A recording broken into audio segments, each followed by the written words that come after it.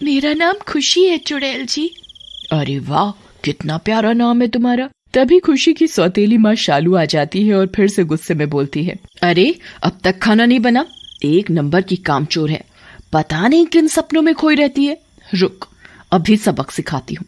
ऐसा कहकर शालू गुस्से में खुशी की तरफ बढ़ती है, लेकिन चुड़ैल अदृश्य रूप में शालू को नीचे गिरा देती है।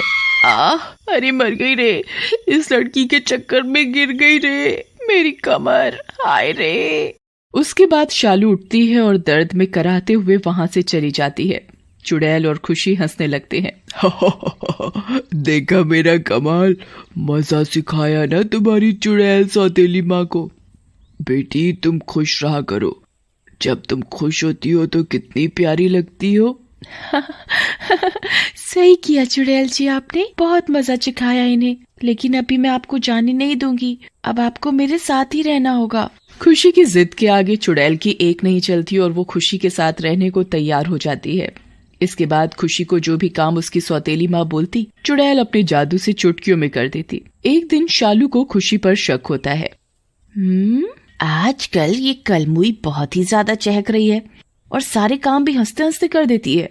कुछ तो गड़बड़ है, मुझे इस पर नजर रखनी पड़ेगी। उसके बाद शालू खुशी पर नजर रखना चालू कर देती है। एक रात जब खुशी और चुड़ैल कमरे में बातें कर रहे होते हैं, शालू चुपके से अंदर झांकती है।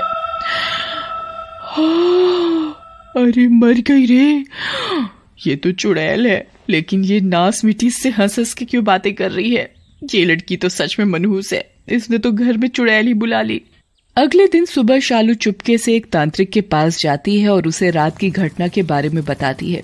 वो तांत्रिक बहुत ही धूर्त होता है और शालू की बात सुनकर हंसने लगता है और बोलता है, दुष्ट औरत, सच में बहुत चालाक है तू। पहले उस छोटी बच्ची पर इतने जुल्म ढाए और अब उसकी जिंदगी में थोड़ी खुशियाँ आई हैं तो वो भी छीन लेना चाहती है। देखो बाबा, मैं तुम्हारे प्रवचन सुनने नहीं आई हूँ। अगर तुम्हें मेरी मदद करनी है तो करो, नहीं तो बहुत से बाबा हैं मेरे पास। चालू औरत, मैंने कब मना किया मदद करने से, लेकिन पैसे बहुत लगेंगे। ऐसा कहकर तांत्रिक शालू से पैसे ले लेता है और उसको रात में आने का वादा करता है। और उसी रात जब चुड़ैल खुशी के कमरे में कुर्सी पर बैठी होती है और खुशी अपने बेड पर सो रही होती है, तभी तांत्रिक वहां आ जाता है। चुड़ैल, आज बहुत हुआ तेरा, अब तेरी शामत आ गई है। अब तू इस घर में नहीं रह सकती, तुझे तो मैं कैद करके ले जाऊंगा। तू मेरा क्या बिगाड़ेगा ढोंगी, मैं तुझे अभी मजा चखाती हूँ। ऐसा कहकर चुड़ैल तांत्रिक को उठाकर पटक देती है। तांत्रिक नीचे गिर जाता है। तभी शालू बोलती है, अरे कमबख्त मारे बाबा, वहां तो बड़ी बड़ी डींगे हाँक रहा था, यहाँ चुड़ैल के एक झटके में ही चारों खाने चित हो गया। अब उठ और मुकाबला कर। इस बार तांत्रिक को गुस्सा आ जाता है। चुड़ैल, रुक, तुझे मजा चखाता हूँ। तूने मुझे पटका, मैं तुझे छोड़ूंगा नहीं। ऐसा कहकर तांत्रिक चुड़ैल को बांध देता है। तभी शोर शराबा सुनकर खुशी भी उठ जाती है और चुड़ैल को बंधा देख बोलती है, तांत्रिक जी, आप इन्हें छोड़ दो। इन्होंने जो भी किया मेरे लिए किया है, आपको जो भी सजा देनी है मुझे दो। ऐसा कहकर बंधी हुई चुड़ैल को लेकर घर के बाहर चला जाता है। लेकिन घर के बाहर कब्रिस्तान की और भी चुड़ैलें और चुड़ैलों की रानी भी खड़ी होती है। कहाँ जा रहा है ढोंगी, हमारी इस प्यारी चुड़ैल को लेकर? तूने पहले भी हमें बहुत परेशान किया है, इसका बदला आज हम लेंगे।